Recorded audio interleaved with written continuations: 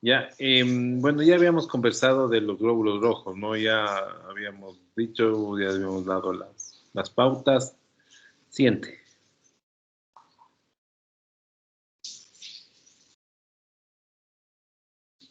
Siguiente. Siguiente.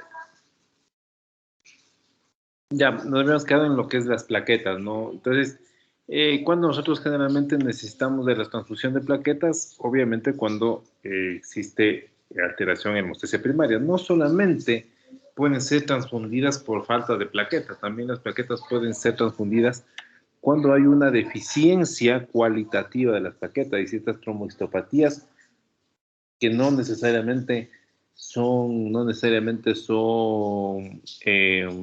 trombocitopénicas, es decir, con disminución del contagio. Hay muchas trombohistopatías que pueden ser, por ejemplo, el tratamiento con aspirina, el tratamiento con clopidogrel o con algún otro antiagregante que generalmente, a pesar de que las plaquetas pueden estar normales, esas plaquetas no son funcionantes y obviamente se debería o se trataría de hacer una transfusión plaquetaria, principalmente en los pacientes que toman aspirina y clopidogrel. ¿Por qué? Porque la inactivación o la inhibición de la actividad plaquetaria con estos fármacos es irreversible, ¿ya?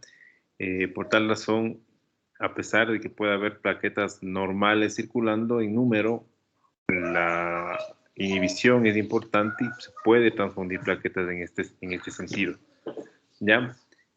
Eh, Bueno, ya habíamos hablado de la diferencia de lo que son los concentrados plaquetarios con respecto a lo que es la aféresis plaquetaria. Básicamente una aféresis plaquetaria equivale más o menos a alrededor de 6 concentrados plaquetarios y provienen de un mismo donante, mientras que muchas veces los concentrados plaquetarios provienen de 6 donantes diferentes. Eso también hay que tomar en cuenta, ¿no? Siguiente. Ya, las indicaciones, básicamente eso también habíamos conversado, ¿no? Es el paciente estable con el cuento de plaquetas tiene que ser transferido cuando sean menor a 10.000. Si no hay sangrado, si no existe una descompensación importante, debería ser transfundido menos con 10.000 plaquetas. Ojo, es importantísimo. Pacientes que a veces generalmente tienen que tener, por ejemplo, aplasias medulares o púrpuras trombocytopénicas idiopáticas, refractaria a todo el tratamiento, muchas veces pueden tener hasta 5.000 plaquetas y no tener ningún tipo de sangrado, pero cuando tienen menos de 5.000 plaquetas sí deberían ser transfundidos. Pacientes con generalmente menos de 20.000 plaquetas, pero con factores de riesgo para sangrado deberían ser transfundidos también.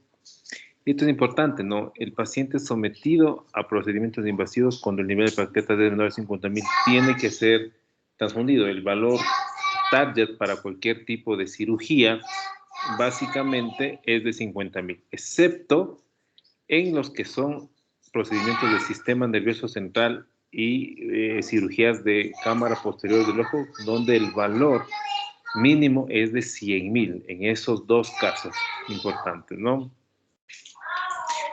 Eh, sí, lo demás es básicamente importante. Como dice, posterior a la quimioterapia en un paciente estable, solo si es que es menor de 10.000, sí, pero bueno, eso ya un poco más de especialidad. En pacientes portadores de anemia promielocítica aguda, se le cuenta menor de 50.000, eso también es importante. Los pacientes sangran mucho, ¿ya? Y en pacientes portadores de aplasia medular idiopática en tratamiento con anticuerpos policlonales, si el cuento es menor de 50.000, o previo y durante la infusión del medicamento. Esto se refiere a lo que habíamos conversado de anemia, perdón, en anemia plástica, los globulinas de antitimocito, importante, ¿no? Siguiente.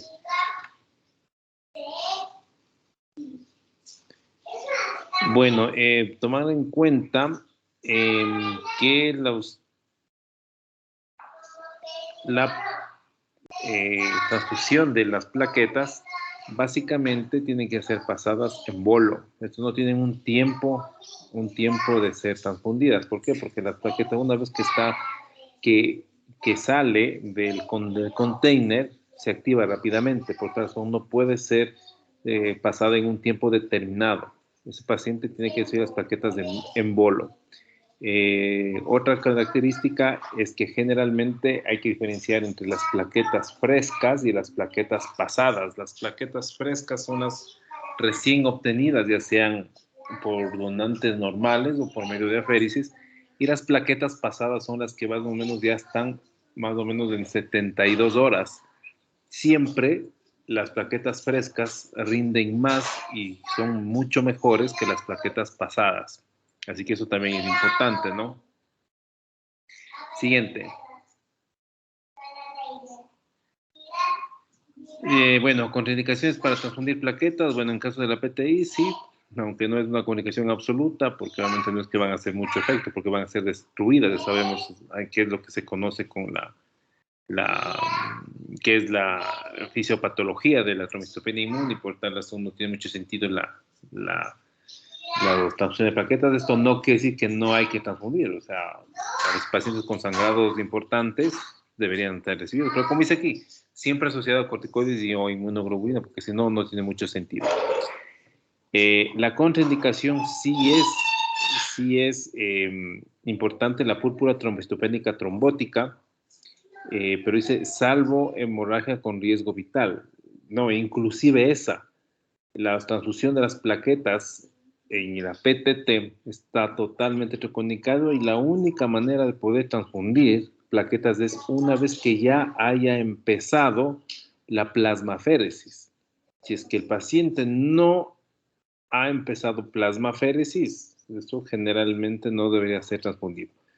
Pero bueno, como dice, si es un paciente que tiene una PTT muy, pues, y está con una détesis hemorrágica importantísima, pues por un lado se va haciendo la plasmaféresis y por otro lado se está colocando plaquetas, pero nunca solo plaquetas, porque eso es, como les había dicho, es como empezar a echar gasolina al fuego, ¿ya? Trombocitopenia por heparina por riesgo de presentar trombosis arterial, bueno, sí es verdad también, pero tampoco es una complicación absoluta, ¿ya? Siguiente. Ya, la dosis básicamente depende del kilo de peso del paciente, ¿no? Dice 10, un concentrado, un concentrado de plaquetario por cada 10 kilos de peso. Es decir, que si un paciente pesa 60 kilos, pues deberá recibir 6. Si pesa 80 kilos, deberá recibir 8.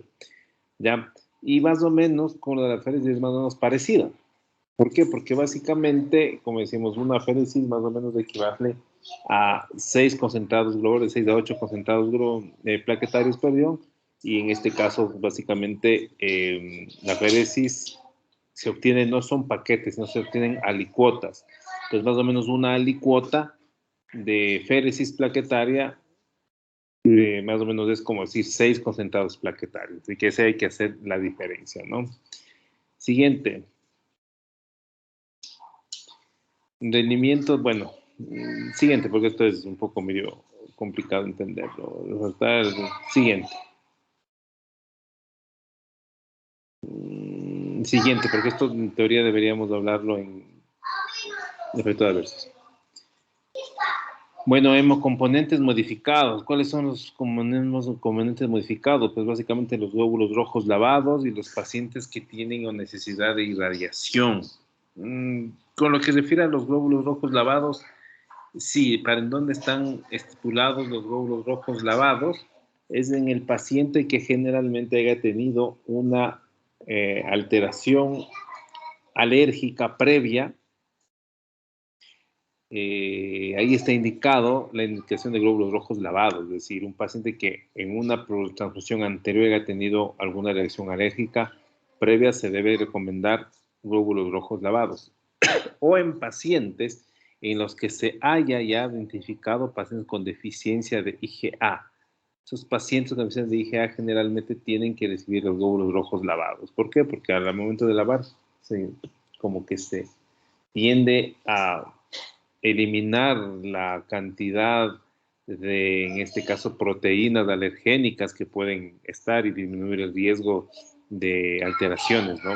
Que ya vamos a ver después en la siguiente charla. Y las indicaciones de hemocomplexos irradiados, que también vamos a hablar en la próxima charla, pero generalmente estos pacientes,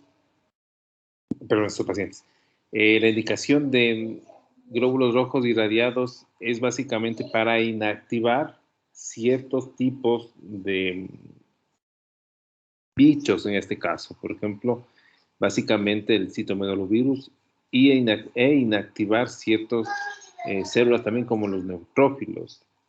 ¿En dónde está indicado esto de los irradiados en pacientes que probablemente vayan a ser trasplantados, o sea, que se estén en miras de realizar trasplantes alogénicos de médula ósea, ¿no? Por eso dice pacientes trasplantados de médula ósea, alogénicos, neonatólogos también, pero no, pues dice pacientes de enfermedad de Hodgkin, pacientes con anemia plástica, recién nacidos, bueno, todos estos pacientes que básicamente son candidatos o que puedan tener alguna posibilidad de trasplante de médula ósea deberían recibir hemocomponentes irradiados. ¿Sí? Siguiente. Doc, una pregunta. ¿En qué caso se considera, por ejemplo, que el tratamiento sea más eficiente el trasplante de médula ósea o la medicación farmacológica? A ver, no me quisiera adelantar porque eso tenemos que verlo cuando veamos básicamente 4 patologías. Eso tenemos que hablarlo cuando conversemos con respecto a linfomas, conversemos con respecto a mielomas, donde ahí está indicado el autotransplante, y el halogénico básicamente está indicado en las leucemias agudas. Pero sí es lo que acabas de comentar, es una creencia, pero no es así. El trasplante de médula ósea no es subrogante a la quimioterapia. No es que el paciente, en vez de hacerle quimioterapia, le hago trasplante, o en vez de hacer trasplante, le hago quimio. No es verdad. Los trasplantes están establecidos en pacientes quimiosensibles. El trasplante es una táctica, se puede decir, es una medida para realizar una consolidación de pacientes quimiosensibles. Si el paciente, por alguna circunstancia, no es quimiosensible, no entra o no hay posibilidad de un trasplante halogénico. Eso ya voy a conversar un poco, espero llegar hasta allá y poder entenderlo bien, pero no es subrogante. Ya cuando conversemos eso vas a entender mejor, pero no es que el paciente mejor le hago trasplante y me evito la quimio, no es verdad. O peor aún, como paciente no puede ser trasplantado, le hago quimio, tampoco. La quimio es la quimio y los trasplantes son mecanismos, son armas que nosotros tenemos para consolidar respuestas. La idea es conseguir la mejor respuesta posible con los medicamentos, en este caso quimioterápicos, que tengamos a la mano. Y esa respuesta más óptima debe ser consolidada con trasplante. Si yo no obtengo una respuesta lo más óptima posible, el trasplante no cabe. No sé si te pude contestar. Sí, Doc, pero en el caso de, bueno, no viene el caso. Bueno, en el caso de leucemia mieloide, primero se tendría que probar con tratamiento farmacológico y si pues vemos que Bueno, no hay un... es que ahí está la equivocación. No es que se tiene que probar. No, el tratamiento es quimioterapia. Y si obtienes una buena respuesta, consolidas con trasplante halogénico de médula ósea. No sé si me hago entender. Ya, Doc. Sí, lo que pasa que, por ejemplo, bueno, te le cuento, es una historia personal. Ya. Entonces, un familiar es diagnosticado con leucemia mieloide. Entonces, le ¿Aguda o dieron crónica? aguda Ya. y aguda. Entonces, él está tomando lo que es imatinib Ya. Entonces, si está tomando y otra espérate, si está tomando imatinib y sin quimioterapia, entonces probablemente el paciente lo que tuvo fue una anemia, una leucemia mieloide crónica, no es aguda, porque la leucemia mieloide aguda tiene que ser tratada con quimioterapia, que se le añada o no señalada imatinib, eso es al lugar. Si solo está recibiendo imatinib, eso es una leucemia mieloide crónica y de aquí no cabe el trasplante. Ya. Doc, yo creo que, a ver, yo estoy segura que es la leucemia mieloide crónica. No, te digo aguda, Doc. Aguda, No ya. es. Pero, o sea, ahorita está tomando el tratamiento que le digo, el imatinib, pero le hicieron unos estudios para esto para evaluar la translocación del cromosoma 22, no Ya, recuerdo la el otro, 922, ya. es 922. Y bueno, le vieron el porcentaje y antes había tenido, creo que era 48 y solamente se había reducido a 26, por decirlo así. Entonces, los doctores en Solca le dijeron de que para los 2 o 3 meses que ya está tomando la medicación, realmente no había bajado nada. Entonces, ellos consideraban de que no estaba teniendo un buen resultado con esta medicación. Entonces, se fueron recién la otra semana a Solca en Cuenca. Y bueno, él, no sé si le conoce al doctor Becerra. Claro. Él había dicho de que primero tenían que internarle al paciente y bajarle, porque él tenía los glóbulos blancos, tenía de 200.000 y tenían que bajarle a 100.000. Sí. Entonces, eso había dicho que primero tenían que internarle y bajarle los glóbulos de 200.000 a 100.000 y de ahí darle la medicación y que para ese entonces ya debía bajar hasta en 1%. No, a ver, Entonces, verás, como tú me cuentas, es una anemia hermana, una leucemia mieloide crónica. Una leucemia mieloide crónica refractaria a imatinib. Lo que te dice en este momento es que sí es verdad, uno más o menos a los 3 meses ya tiene que tener, después de haber iniciado el tratamiento, debe tener por lo menos menor al 10% de expresión de la oncoproteína, es decir, de la translocación 922. A los 6 meses ya debería estar menor al 1% y al año ya debería ser indetectable. Entonces, en este momento, si a los 3 meses no bajó menos del 10%, este paciente es candidato rápidamente, si no, es un problema. Tiene que ser cambiado lo más rápido posible a un inhibidor de la tirosina quinasa de segunda generación. Sea este nilotinib, sea este dasatinib, sea este bosutinib, y si que tiene alguna translocación especial de la TPI 153, debería ser tratado con ponatinib. Ya, eso no hay que perder tiempo y esa es la situación que hay que tomar en cuenta. Lo que te dice el doctor Becerra es porque tú no puedes hacer una citodeducción con cualquiera de estos eh, fármacos, no puedes porque la lisis tumoral es tan grande que puede producir radiomiolisis, una lisis tumoral enorme que puede llevar al deceso del paciente.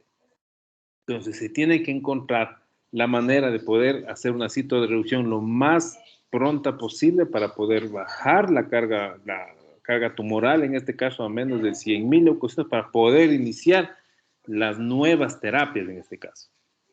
Y en este caso tienes algunas, puedes utilizar hidroxiuria, pero creo que no le da seguridad, puedes utilizar citarabina, puedes utilizar busulfán, inclusive, aunque ya no existe, o sea, es difícil conseguir busulfán.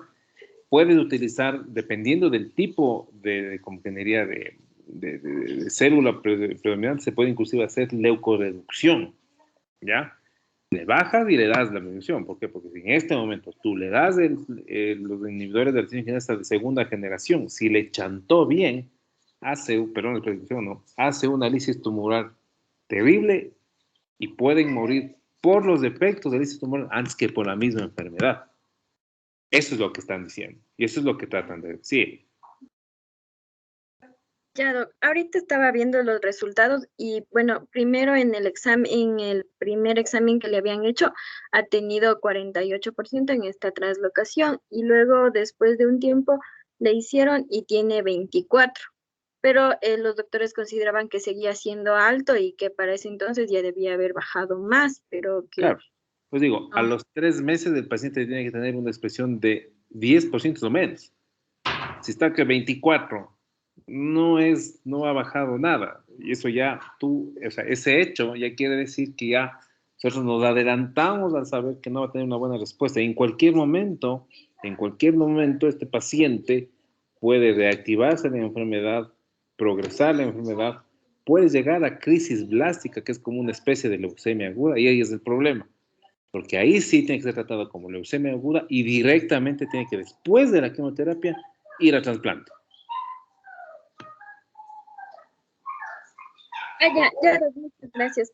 Y en el caso de que, bueno, se le cambie la medicación al nilotinib, que también había mencionado el doctor Becerra, eh, sí se le podría después de un tiempo hacerle este trasplante de la médula ósea. A ver, no. El trasplante de la médula ósea en leucemia mieloide crónica está establecido en pacientes totalmente refractarios que hagan crisis blástica, tienen que ir a trasplante. Si él no ha hecho crisis blástica, no es recomendable el trasplante. ¿Por qué? Porque el tratamiento con los inhibidores de tirosina quinasa, ya sea de primera, segunda o de tercera generación, ¿sí? Tienen una morbimortalidad de más o menos del 5 al 10%. En cambio, el trasplante de médula ósea tiene una morbimortalidad del 40% en cualquiera de los sitios de primer mundo. Es decir, que estos pacientes no se los trasplanta, no se debería trasplantarlos si el paciente responde a los inhibidores de tirosina quinasa, y la indicación precisa de llevarles al trasplante es cuando el paciente haya progresado a crisis blástica o que después de una tercera línea no haya alcanzado una remisión. Pero es bien difícil. O sea, ahora una de las enfermedades oncológicas de mejor pronóstico que se tiene es la leucemia mieloide crónica. Ahora, como te digo, existe el imatinib, existe el nilotinib, existe el dasatinib, existe el bosutinib, existe el ponatinib. Hasta que no responda a cualquiera de esos cuatro, está en muy mala suerte, ¿no? Pero siempre esos pacientes no responden es porque progresan a crisis blástica, y ahí es cuando ya progresan a crisis blásticas, tiene que ser tratado como leucemia aguda y luego consolidado como un trasplante. No es que el trasplante va a reemplazar a los tratamientos que se les establece, no. Ya, doc. ¿Y qué tiempo de vida es estimado para estos pacientes que son El tiempo de diagnosticados? vida de la leucemia mieloide crónica, que logran obtener una remisión molecular que se llama profunda, es decir, que esa translocación 922 sea detectada, o sea, ya se le vuelva indetectable. Los estudios dicen que pueden tener una sobrevida libre de producción de hasta de 20 años. Ya, muchas gracias, doc. Ya, bueno, pero eso vamos a conversar. Ojalá alcancemos a conversar más detenidamente de eso. ¿Listo? Gracias, doc. Ya. Otra. Siguiente. Como modificado, siguiente. Sí, no, esperen. Dice, indicaciones de hemocomponentes leucodepletados. Todos los hemocomponentes tienen que ser leucodepletados. No pueden, tienen que todos ser leucodepletados. No pueden transfundir, salvo que sea una emergencia que tengan que ponerle a chorro o sangre total, no. Pero todo glóbulo rojo y toda plaqueta debe ser leucodepletadas. Ya vamos a entender cuando veamos efectos adversos de por qué. Ya, siguiente.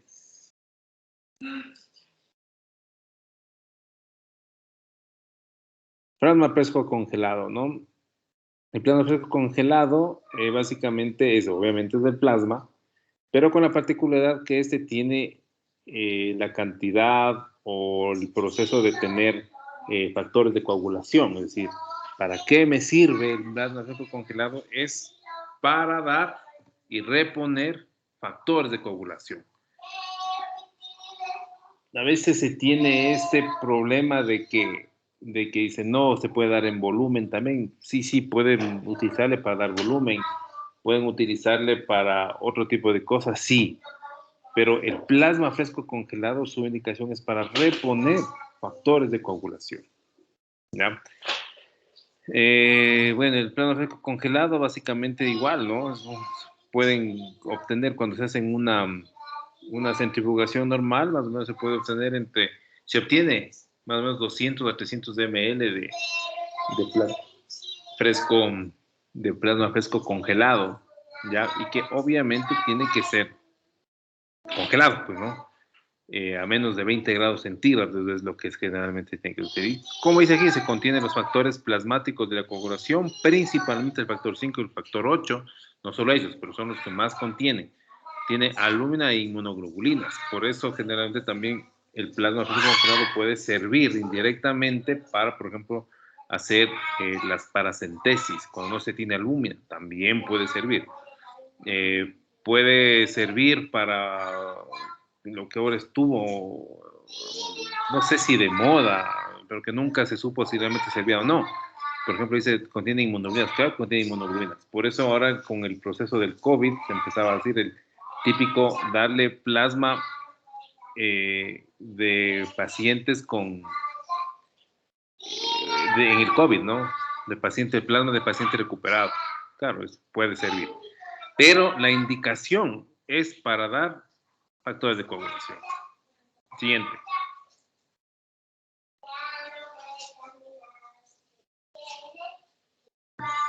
Siguiente. Ya. ¿En quiénes? Púrpura linfática trombótica, claro que sí, para la plasmaféresis. ¿Ya? Acuérdense en todo lo que nosotros habíamos conversado, ¿no? Le lavan estos inmunocomponentes que puedes decir que son los que están acabando con el Adam 13 y ponemos Adam 13, ¿ya? ¿Sí? Conjuntamente con factor de von Willebrand. ¿Ya? Indicación, transfusión masiva también puede ser utilizado, pero la transfusión masiva es justamente para poder garantizar factores de coagulación. Exsanguíneo transfusión también, pero la transfusión básicamente se la puede realizar con solución salina también, así que no es algo que también. Trasplante hepático, obvio, porque obviamente estos pacientes no tienen factores de coagulación.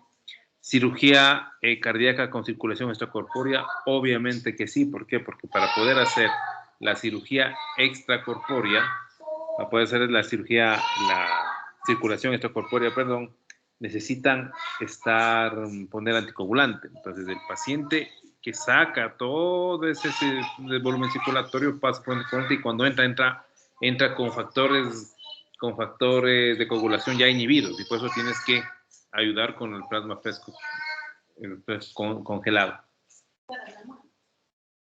Un ratito.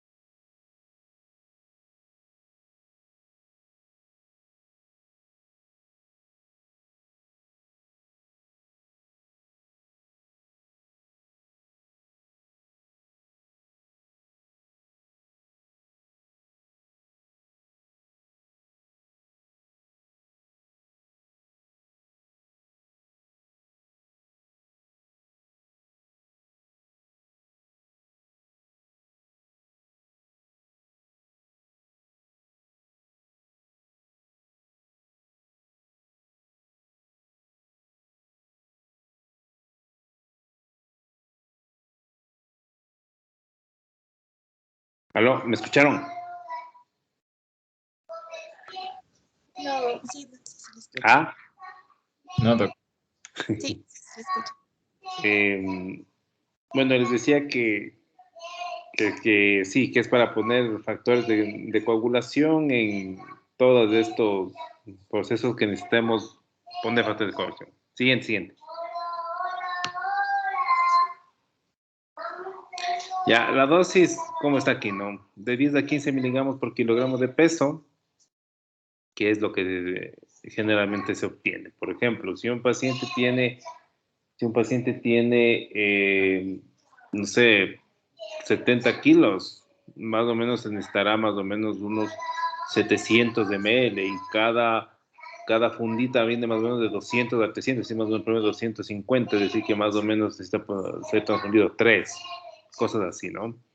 Estos también pueden ser infundidos con bolo, ¿ya?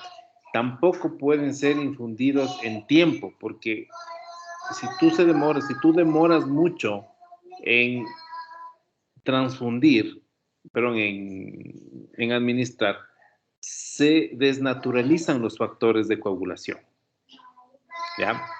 Por eso es la importancia de cuando el paciente en este momento tiene que ser transfundido en bolo, y ese es un problema, porque a veces ciertos pacientes con factores de coagulación faltantes también son cardiópatas, o también están con insuficiencias renales, y poner a chorro les puedes poner estos problemas, ¿no? Por eso es uno de los principales problemas, ¿no? Y no es cuestión de decir, las pruebas no pasen en nomás, no, podemos sobrecargar y podemos llegar a tener muchos problemas, ¿ya? Pero bueno, esa es la situación. Siguiente. El crioprecipitado, básicamente el crioprecipitado principalmente contiene fibrinógeno, factor 8, factor 13 y generalmente tiene factor de von Willebrand. La indicación casi exclusiva para el crioprecipitado es del paciente que tiene que recibir fibrinógeno, ¿ya? Casi es de exclusiva, porque ahora el factor 8 ya no se pone crioprecipitados para poder un factor 8 porque ya existen concentrados de factor 8, existen concentrados de von Willebrand, así que casi prácticamente la indicación con la que ha quedado el crioprecipitado es para el fibrinógeno. Sea esta cual fuera la indicación. Los crioprecipitados básicamente son igualitos de las plaquetas, o sea, las dosis son como las plaquetas, es decir, un concentrado de crioprecipitado por 10 kilos de peso. Es la dosis que generalmente se utiliza. Y bueno, este también puede ser transfundido en bolo, importante. No tiene que ver mucho aquí el tiempo como en el plasma fresco congelado, porque el fibrinógeno no es que se desnaturaliza fácilmente, pero la recomendación básicamente puede ser, es decir, que tiene que ser transfundido en bolo. Listo. Siguiente.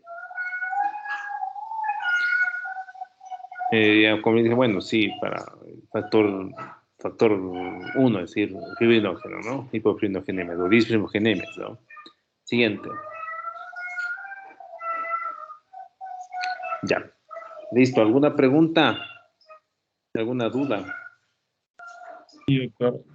Había mencionado de que no se le puede transfundir plaquetas en la PTT, pero luego salió como indicación en la diapositiva que estaba indicado, usted decía solo en plasmaféresis. ¿Cómo? No te escuché, discúlpame. La transfusión de plaquetas en la PTT estaba en la diapositiva como si estuviera indicado. Ya, no, eso justamente les digo, o sea, no, la transfusión de plaquetas en la PTT no está indicado. O sea, no puedes tú transfundir plaquetas a un paciente que tiene PTT, salvo que ya haya iniciado la plasmaféresis.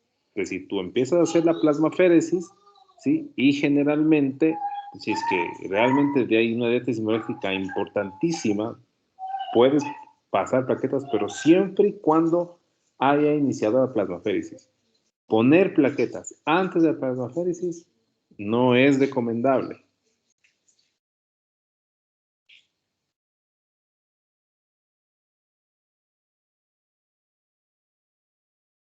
¿Entendido? Sí, doctor. ¿Alguna otra preguntita?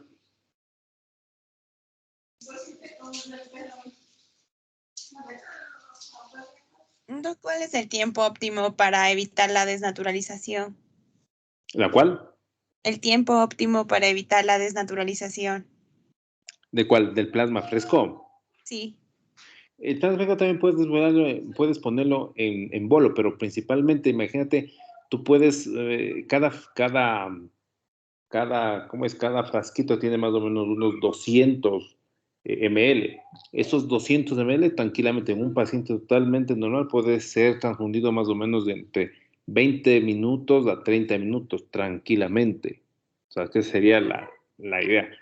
Pero, como te digo, no siempre el paciente es un paciente normal, a veces no tienen buenas vías, a veces son cardiópatas, a veces tienen insuficiencia renal, se te puede encharcar. Eso es un problema. Pero en cambio, pasarle, o sea, alargarle o pasarle, como quien diría, o pasarle, como quien diría, en un lapso mayor de tiempo para evitar la sobrecarga no tiene sentido, porque pasado ya los 30 minutos empiezan a naturalizarse ya los factores de coagulación. Pero Ya, claro, si necesitas volumen, ahí sí puedes ponerle como puedes ponerle como quieras, si lo que necesitas es volumen, pero no es la indicación del plasma fresco congelado, el volumen. La indicación del plasma fresco congelado es factores de coagulación. Para eso solo pásale plasma fresco refrigerado, ¿no? ya, Doc, gracias. Ya. ¿Alguna otra preguntita?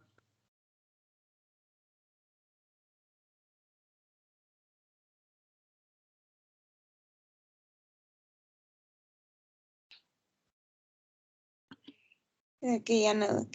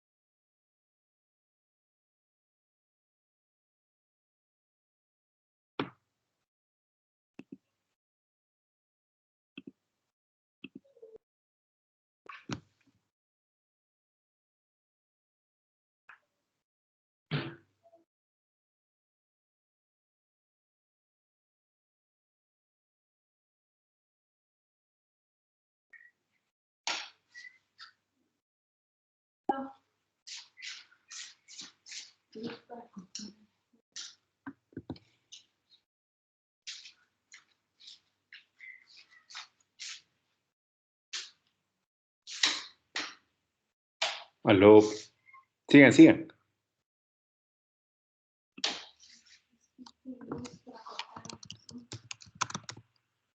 Ya, buenas noches, doctor. Buenas noches, compañeros. Ahora nosotros vamos a hablar acerca de los efectos adversos de la transfusión. Nosotros hemos dividido la exposición en dos. Una, los efectos no infecciosos y otra, los efectos infecciosos.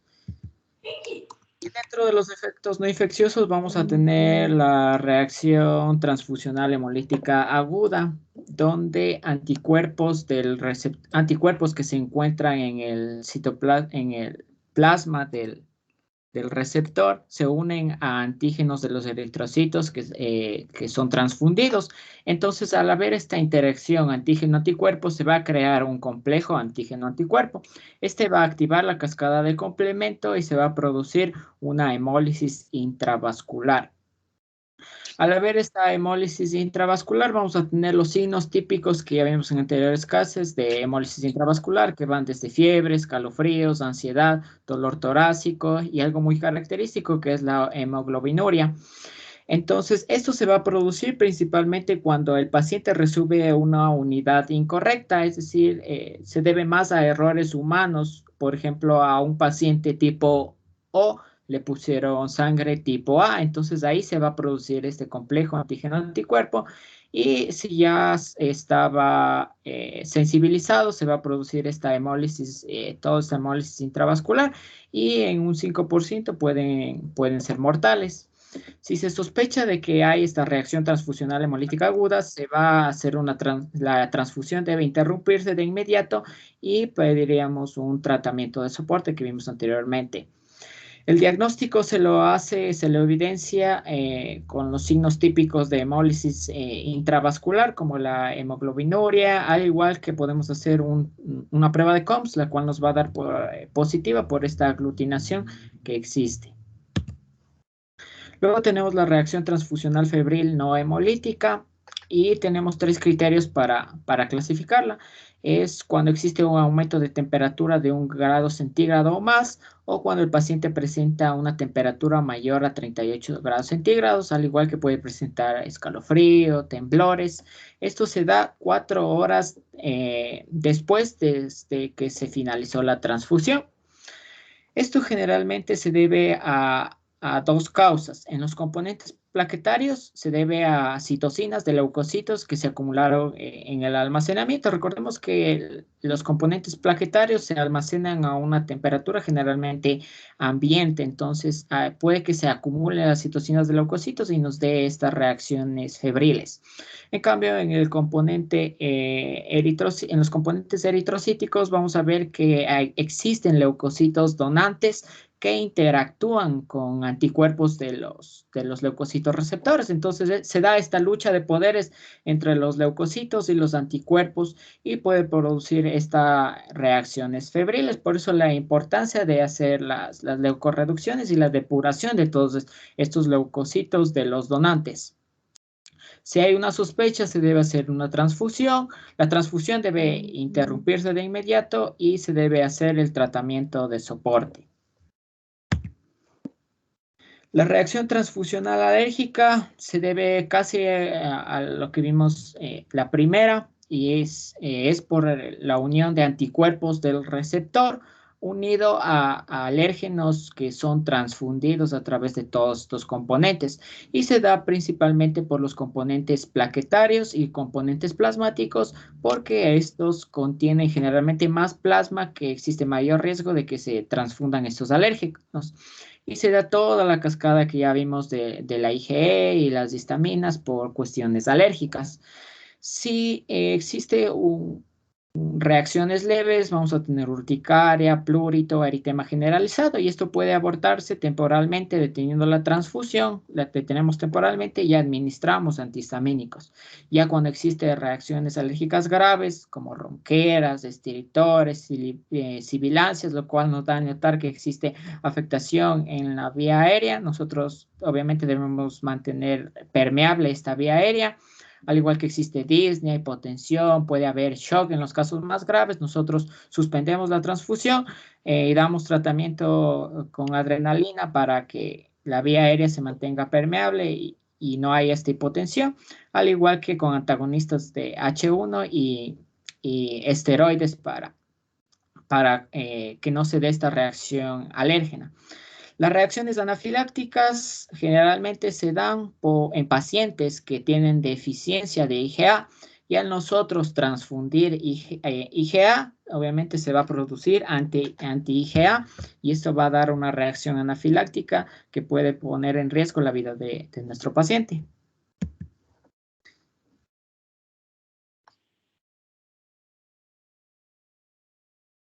Bien. Ahora continuando con la sobrecarga circulatoria asociada a la transfusión, por sus siglas SCAT, tenemos factores de riesgo para padecer esta sobrecarga circulatoria asociada a la transfusión. Entonces, dentro de los factores de riesgo están la edad mayor a 70 años, el péptido natriurético tipo B, BNP, superior a 1000 pg sobre mililitro, el equilibrio de líquidos positivo mayor a 3 litros y más unidades transfundidas en 6 horas.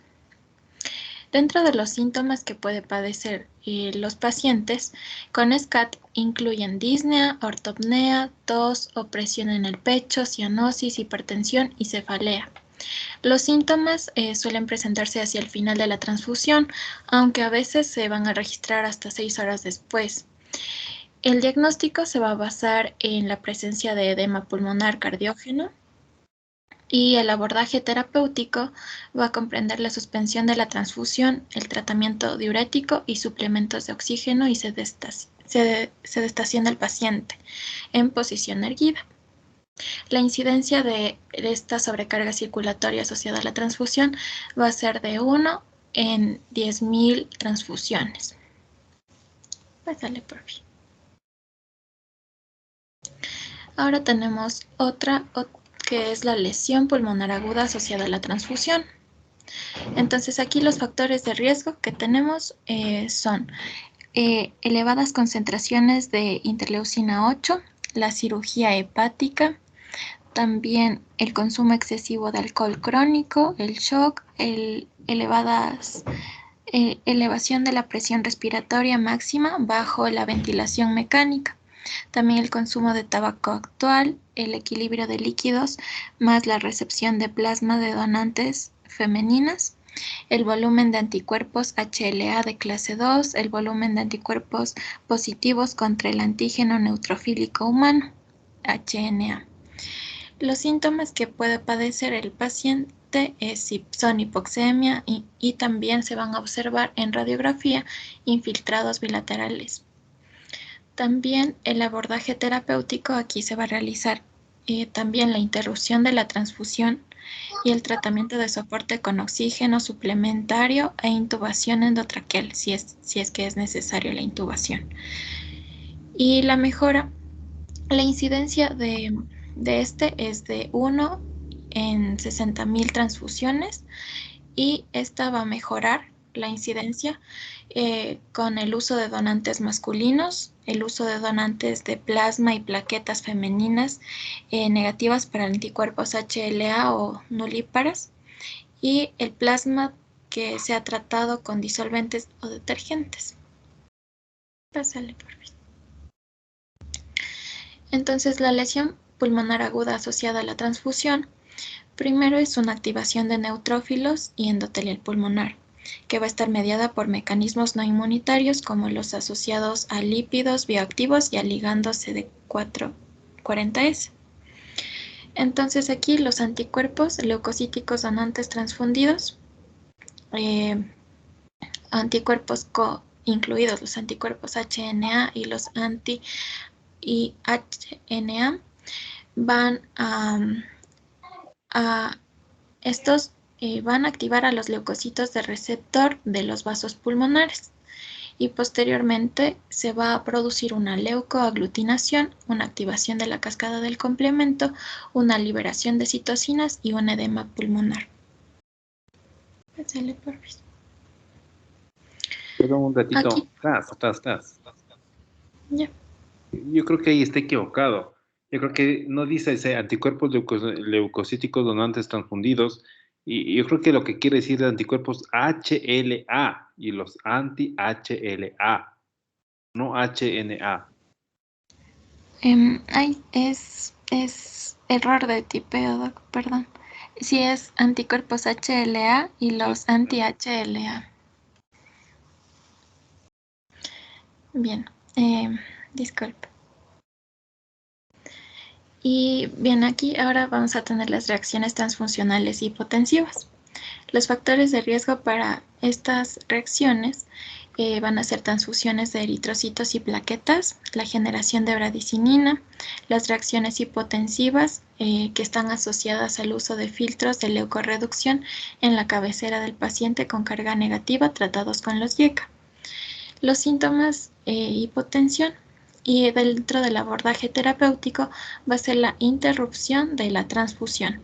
La incidencia de estas reacciones transfusionales hipotensivas va a ser de un caso dentro de 14.000 transfusiones y va a mejorar con el uso de leucorreducción previa al almacenamiento en vez de leucorreducción de cabecera.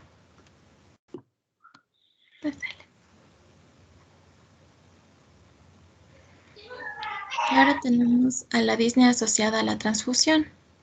Los síntomas van a ser dificultad respiratoria, El diagnóstico de exclusión no se va a aplicar los diagnósticos de reacción alérgica al SCAT, que era que era la sobrecarga circulatoria asociada a la transfusión, y el EPART, que era la lesión pulmonar aguda relacionada con la transfusión, que vimos anteriormente. La incidencia de la disnea asociada a la transfusión es de un caso en 17.000 transfusiones. Ya. En el caso de la reacción transfusional hemolítica y serológica tardía, esta se va a dar porque existe una respuesta de haloanticuerpos que determina una menor supervivencia de los eritrocitos. Hay que recordar que los haloanticuerpos son anticuerpos que se dan que se producen hacia antígenos extraños. No es diferente a los autoanticuerpos, que son anticuerpos propios, antiantígenos propios. Esto se va a dar por una respuesta amnésica, que quiere decir que los autoanticuerpos es una respuesta inmunológica retardada, porque ya hay una exposición anterior dada por las transfusiones sanguíneas o por el embarazo. Entonces, al volver a dar esta transfusión sanguínea, se van a producir estos haloanticuerpos. En la reacción transfusional serológica tardía, aquí lo que sucede es que no hay la destrucción de estos eritrocitos, pero sí se ve la presencia de estos haloanticuerpos. Entonces, lo característico va a ser una reducción imprevista o aumento menor de lo previsto de la inmunoglobulina posttransfusional del receptor, y aquí los síntomas va a ser ictericia, malestar general, lumbalgia, incluso insuficiencia renal. Una reacción muy grave de esta reacción transfusional es una grave es la reacción transfusional hiperhemolítica, que se va a dar en pacientes que tienen drepanocitosis y también talasemia. Aquí el mecanismo en sí es que se va a dar una hemólisis, una inhibición de la eritropoiesis y una destrucción por macrófagos de todos los eritrocitos, tanto del donante como del receptor. Y aquí lo que se debe dar es eritropoyetina, inmunoglobulina intravenosa, esteroide, rituximab y eculizumab.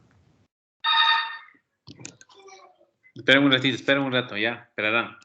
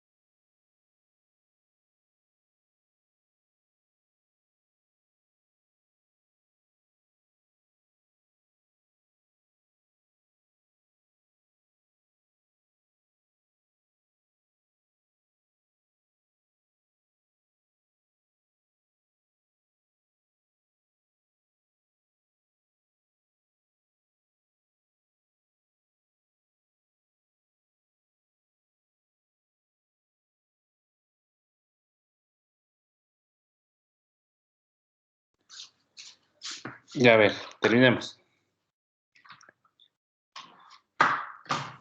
Ya. Entonces, otra complicación es la enfermedad de injerto contra huésped asociada a la transfusión. Esta se va a producir porque en el injerto hay linfocitos de donantes que van a...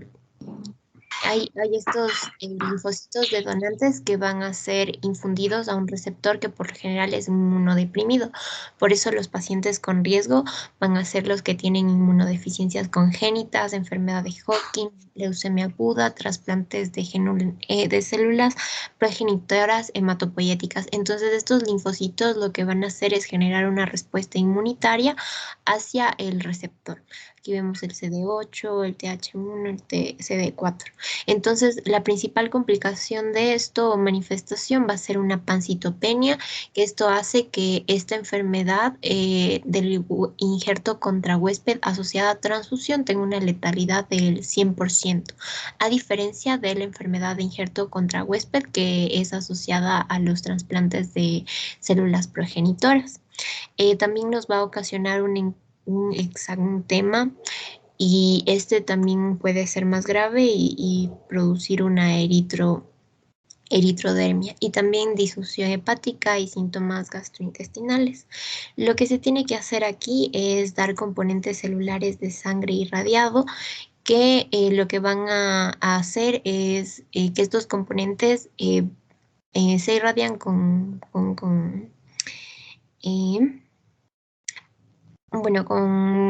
componentes de rayos X o magnéticos. Bueno, el objetivo es que lo que hacen es que reducir la mitosis de estos linfocitos del donante para evitar esta reacción.